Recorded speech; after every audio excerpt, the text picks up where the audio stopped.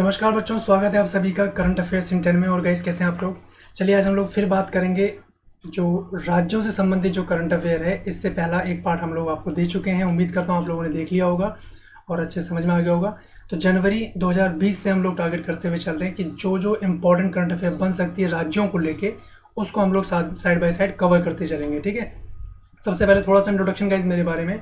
My name is Naveen Sharma and I am having more than 6 year experience in competitive exam, जिसमें मैंने बहुत सारे बच्चों को ट्रेंड किया है गाइज, और अभी तक बहुत अच्छे रिजल्ट दिए हैं। कई सारे कम्पिटिटिव एग्जाम क्रैक भी किए हैं। तो उम्मीद करेंगे आप लोगों का एग्जाम भी अच्छे से बनना चाहिए। ठीक है। तो करंट अफेयर के सेगमेंट को स्टार्ट करेंगे। आप लोग अनअकैडमी प्लेटफॉर्म पर जुड़ सकते हैं। उसमें आपको बेनिफिट क्या मिलेगा गाइज कि आप लोगों को डेली लाइव क्लासेस मिलती हैं, साथ में आप लोगों को स्ट्रक्चर्ड कोर्सेज मिलता है, यानी जो भी आप गोल सेलेक्ट कर रहे हैं उससे रिलेटेड आपका सिलेबस को टारगेट करते हुए कोर्स आपका अवेलेबल रहेगा। साथ में live test and quizzes available हैं, और सबसे इम्पॉर्टेंट पार्ट गाइस कि आपको अनलिमिटेड एक्सेस मिल जाता है। यानी कोई लाइव क्लास अगर आप लोग नहीं देख पाए तो आप लोग उसको बाद में भी देख सकते हैं। तो सबसे बड़ा बेनिफिट आपको गाइस यहाँ पे ये मिलता है। आप लोग फटाफट क्या करें, अनअकैडमी लर्निंग ऐप अपने मोबाइल फ़ोन में इंस्टॉल कर लें। एसएससी एग्जाम अपना गोल सेलेक्ट करके यहाँ से सब्सक्रिप्शन ले सकते हैं। तो जो भी अपकमिंग क्लासेस हैं, टॉपिक वाइज क्लासेस हैं, टेस्ट सीरीज़ हैं, सबके बारे में आपको जानकारी मिलती रहेगी। ठीक है।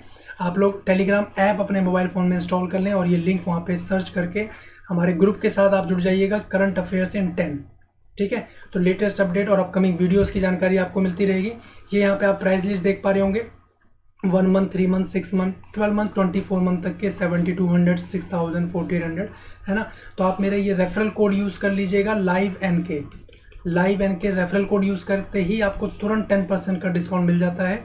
तो ये आपका प्राइस हो जाएगा 6480 रुपीज़ और 5400 फॉर 12 मंथ, है ना। तो गाइज एसएससी एग्जाम के सब्सक्रिप्शन के साथ में आप लोग कई सारे एग्जाम को टारगेट कर सकते हैं, चाहे सीजीएल हो, एमटीएस हो, सीएचएसएल, सीपीयूएसआई, कांस्टेबल, दिल्ली पुलिस के जो एग्जाम होते हैं, कई सारे एग्जाम को आप लोग टारगेट कर सकते हैं। और I would suggest you being educator कि आप लोग 24 मंथ तक का लें, क्योंकि कहीं ना कहीं गाइस कंपटीशन एग्जाम की तैयारी में समय लगेगा, तो समय दीजिए इसको। ठीक है। चलिए सेशन शुरू करते हैं फटाफट।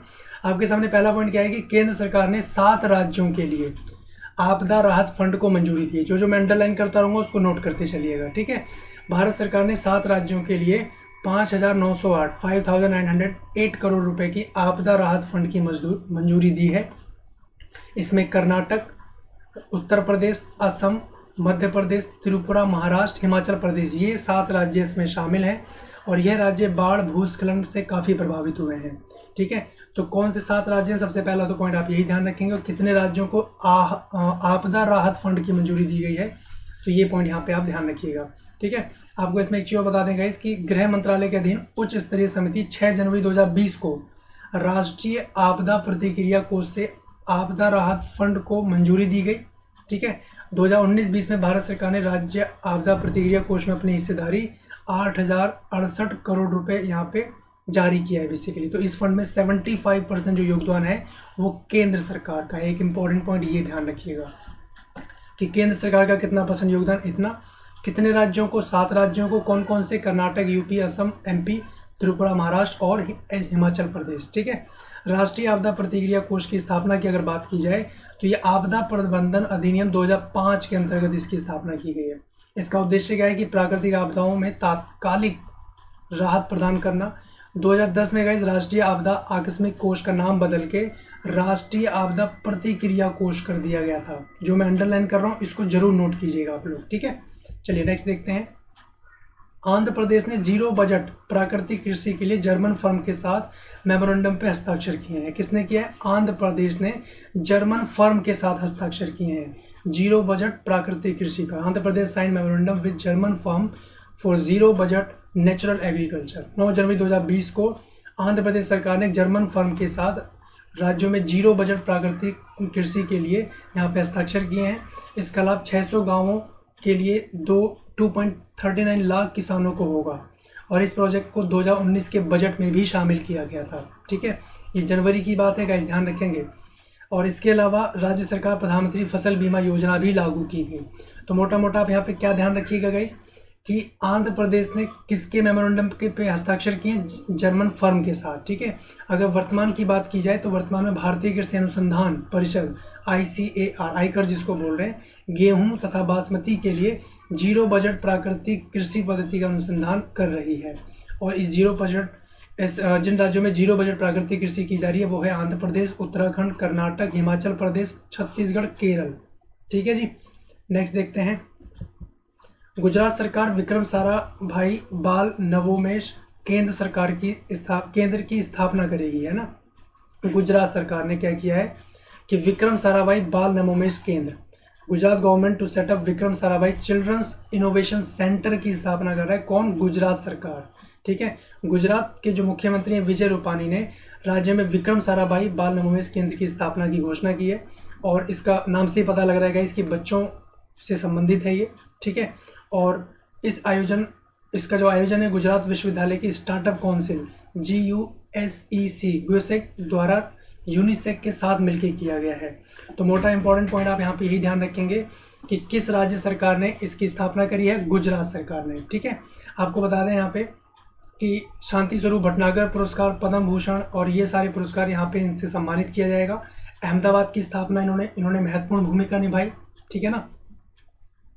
और इनका जो जन्म है, साराभाई की बात कर रहे हैं, विक्रम साराभाई की, 1919 में अहमदाबाद में हुआ था, जो उन्होंने गुजरात कॉलेज में अपने कैम्ब्रिज से अपनी पढ़ाई पूरी करी थी। यहाँ पे ध्यान रखेंगे। और एक पॉइंट यहाँ पे ये भी याद रखें कि डॉक्टर विक्रम साराभाई का निधन 1971 में हुआ है केरल के तिरुवनंतपुरम में, 30 दिसंबर 1971। ठीक है।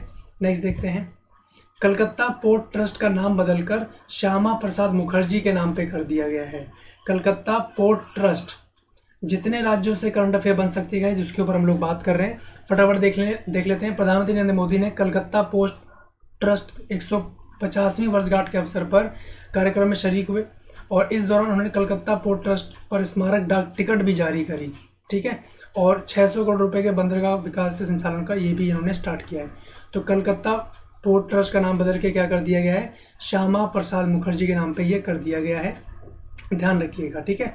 श्यामा प्रसाद मुखर्जी ने अनुच्छेद 370 का कड़ा विरोध किया था गाइस, और उन्होंने कहा था कि एक देश में दो विधान, दो प्रधान, दो निशान नहीं चलेंगे। ये फ्रेज आप लोग जरूर ध्यान रखेंगे, एग्जाम में देखने को बन सकता है। ठीक है।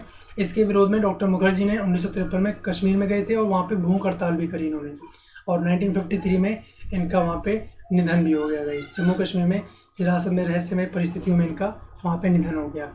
तो श्यामा प्रसाद मुखर्जी के नाम पे कर दिया गया है कलकत्ता पोर्ट ट्रस्ट। ठीक है, ध्यान रखिएगा। नेक्स्ट देखते हैं, आंध्र प्रदेश ने लॉन्च की अम्मा बोडी योजना। आंध्र प्रदेश लॉन्च अम्मा बोडी स्कीम। 9 जनवरी को आंध्र प्रदेश के मुख्यमंत्री जगन मोहन रेड्डी, है ना, ने अम्मा बोडी योजना लॉन्च करी है, और आंध्र प्रदेश सरकार ने 9 फ्लैगशिप कार्यक्रमों में से एक है ये, और इस कार्यक्रम को नवरतालु भी कहा जाता है, ध्यान रखेंगे। इस योजना का लाभ बेसिकली कक्षा 1 से लेकर 12 कक्षा तक के स्कूली छात्रों को मिलेगा। तो अम्मा बोडी योजना का संबंध किससे है? छात्रों से है। 1 से लेकर 12वीं कक्षा तक के छात्रों को मिलेगा। ठीक है। और राज्य सरकार ने 6,318 करोड़ रुपए आवंटित करे यहाँ पे, और इस योजना का उद्देश्य निर्धनता रेखा के नीचे रह रहे लोगों को बच्चों की पढ़ाई में सहायता करने से संबंधित है।